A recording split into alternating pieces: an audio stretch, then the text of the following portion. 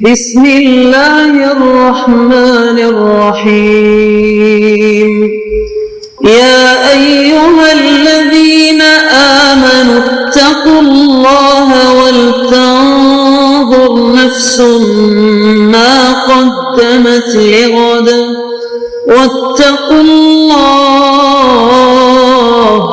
ان اللہ خبیر بما تعملون۔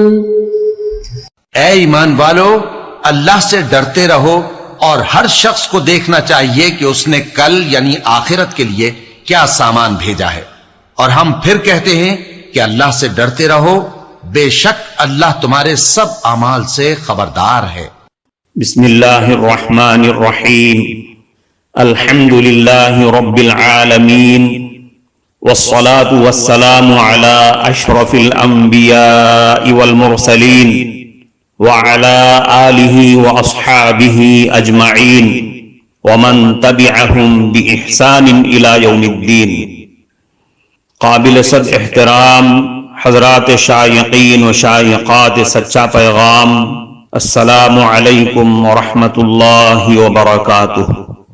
آج کی محفل میراث النبی کے نورانی پروگرام میں آپ کا استقبال ہے۔ اہلا و سہلا مرحبا۔ ہم آپ تمام حضرات و مستورات کا خیر مقدم کرتے ہیں۔ پیارے ویورز، ہمارے چینل سچا پیغام کو ضرور سبسکرائب کریں، شیئر کریں۔ جزاکم اللہ خیر، شکریہ۔ محترم حضرات و خواتین، تعلیم کا آغاز ہو رہا ہے۔ سب سے پہلے آداب تعلیم کا لحاظ کرتے ہوئے تعلیم کی طرف متوجہ ہو جائیں۔ پورے دھیان سے سننا، عمل کی نیت سے سننا اور تبلیغ کی نیت سے سننا، یعنی سنی ہوئی باتیں دوسروں تک پہنچانے کے جذبے سے سننا۔ چند خاص آداب تعلیم ہیں، امید ہے کہ آپ حضرات ان آداب کا ضرور خیال رکھیں گے۔ جزاکم اللہ۔ بسم اللہ الرحمن الرحیم۔ عن ابی ہریرہ رضی اللہ تعالی عنہ ان النبی صلی اللہ علیہ وسلم قال ایاکم والحسد فإن الحسد یأکل الحسنات کما تأکل النار الحطب او قال العشب۔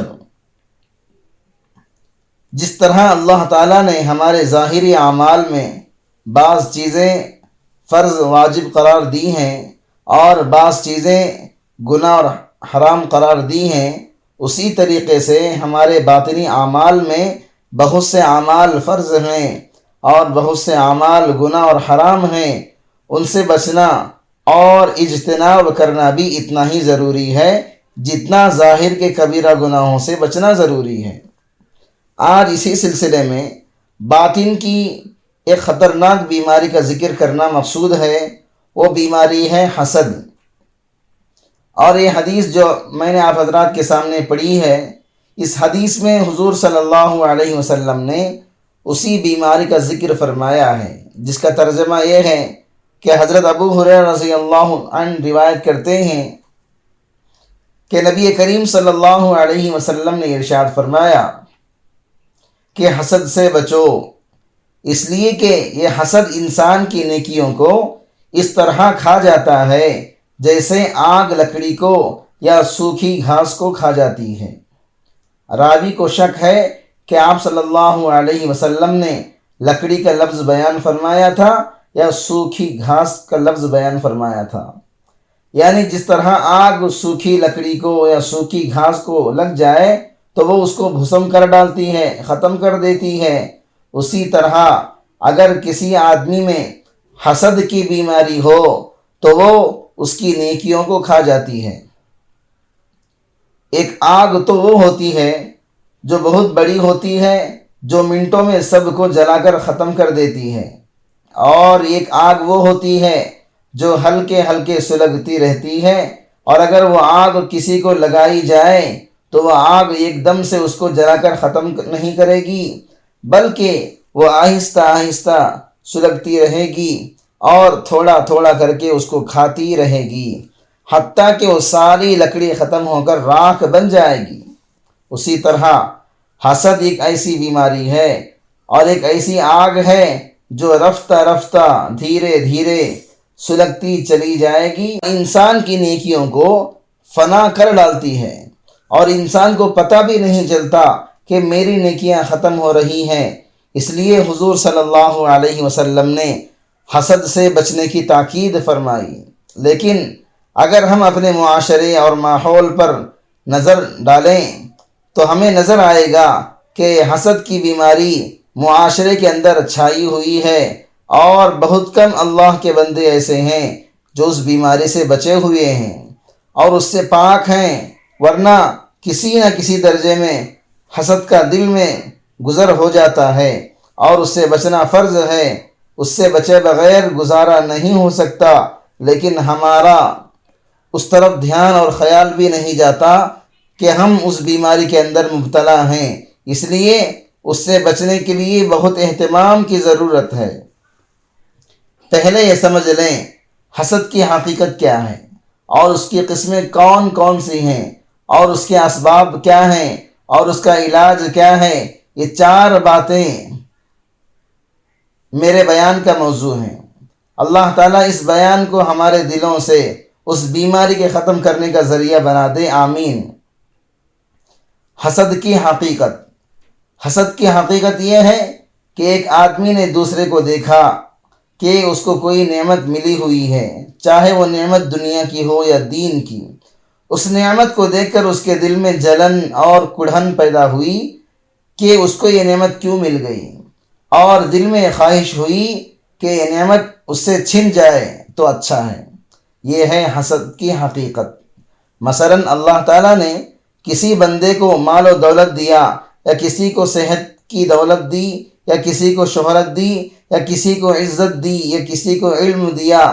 اب دوسرے شخص کے دل میں یہ خیال پیدا ہو رہا ہے کہ یہ نعمت اس کو کیوں ملی، اس سے یہ نعمت چھن جائے تو بہتر ہے، اور اس کے خلاف کوئی بات آتی ہے تو وہ اس سے خوش ہو جاتا ہے، اور اگر اس کی ترقی سامنے آتی ہے تو اس سے دل میں رنج اور افسوس پیدا ہو جاتا ہے کہ کیوں آگے بڑھ گیا۔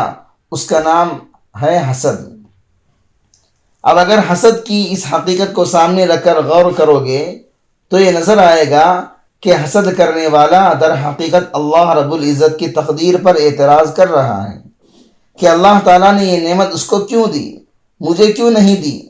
یہ تو اللہ تعالیٰ کے فیصلے پر اعتراض کر رہا ہے، قادر مطلق پر اعتراض کر رہا ہے، اپنے محسن اور منعم پر اعتراض کر رہا ہے، اور ساتھ ساتھ یہ خواہش کر رہا ہے کہ یہ نعمت کسی طرح اس سے چھن جائے۔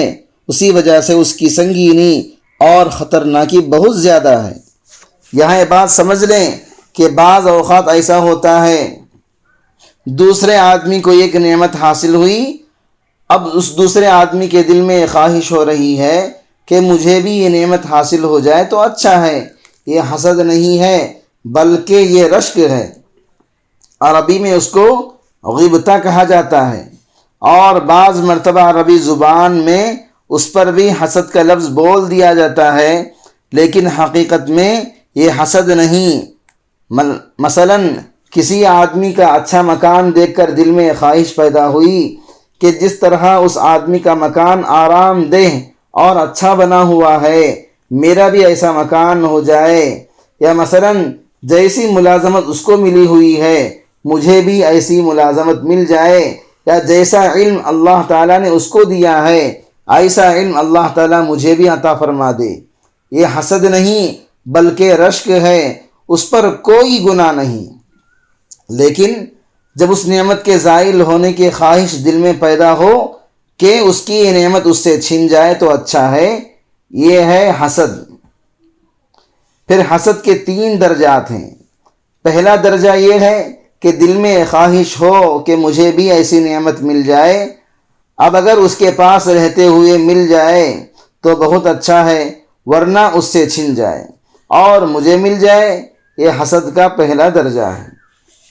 اس دینی اور ایمانی بیان کو سننے کے دوران ہی اس کو لائک کر دیجئے اور شیئر بھی کر دیجئے تاکہ دوسرے بھی اس سے فائدہ اٹھا سکیں۔ اللہ آپ کو جزائے خیر عطا فرمائے۔ حسد کا دوسرا درجہ یہ ہے کہ جو نعمت دوسرے کو ملی ہوئی ہے وہ نعمت اس سے چھن جائے اور مجھے مل جائے، اس میں پہلے قدم پر یہ خواہش ہے کہ اس سے وہ چھن جائے، اور دوسرے قدم پر یہ خواہش ہے کہ مجھے مل جائے۔